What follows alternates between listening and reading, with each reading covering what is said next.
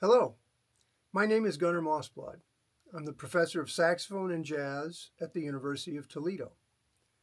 I have experience directing all-state and regional ensembles in other states, and I thought it would be helpful to give a few performance tips regarding this year's 2026 OMEA All-State Saxophone Audition materials.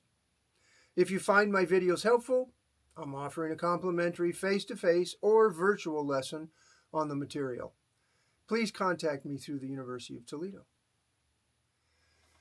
This particular video will present a few key performance tips for tenor saxophone on the Waxman Selected Studies Etude in B major, located on page 48. My first tip is to practice the etude slowly with all the technical and musical elements, and through repetition, speed it up to a metronome marking of quarter note equals 120. And remember, if it does not feel comfortable, it doesn't sound comfortable to your listeners. My second tip concerns the execution of the staccato notes, which happens throughout this etude, particularly the first staccato note after a slur. Although the common thought is that staccato means short, the actual definition is separated from the notes before and after it, which means that the last note of a slur before a staccato note needs to be shortened to separate it from the staccato note. This is executed at a fast rate by using your tongue to stop that note before playing the next note. I'm going to demonstrate using the first four measures of the etude, and I'm going to go slow. At a slow rate, I'm still executing the way I will need to do it fast, so it sounds slightly percussive until you play it fast. Here's slow.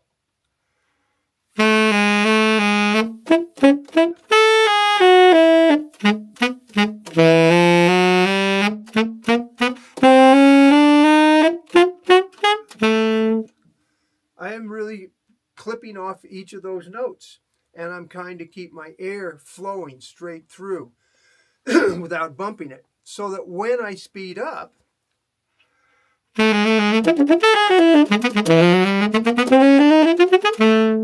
it sounds very clean, and the staccato notes, all of them, have a slight separation.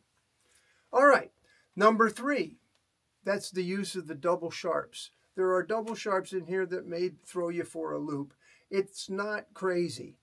It just means that a note that is already sharp, like F sharp, needs to be raised another half step to make it double sharp. So F sharp becomes a G. C double sharp becomes a D.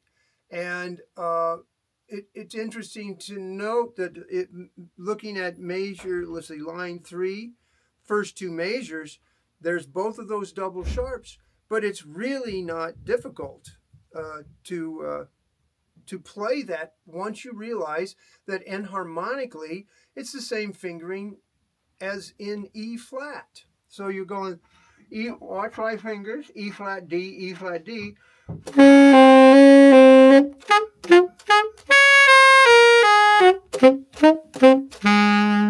And faster, it's not that difficult. It's something that you have run across in other things.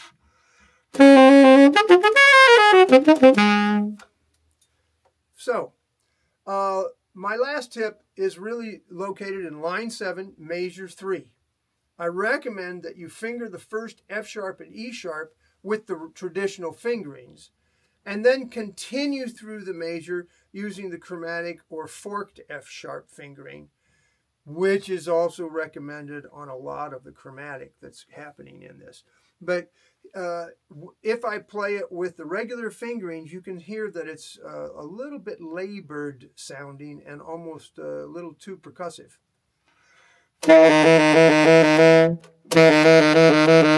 And yes, you should be able to do that, and if it's comfortable and you need to do it that way, do it that way. An alternate fingering would be this.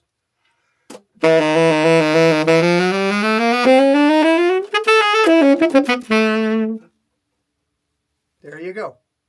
Once again, If this was helpful to you, please feel welcome to contact me for additional tutoring.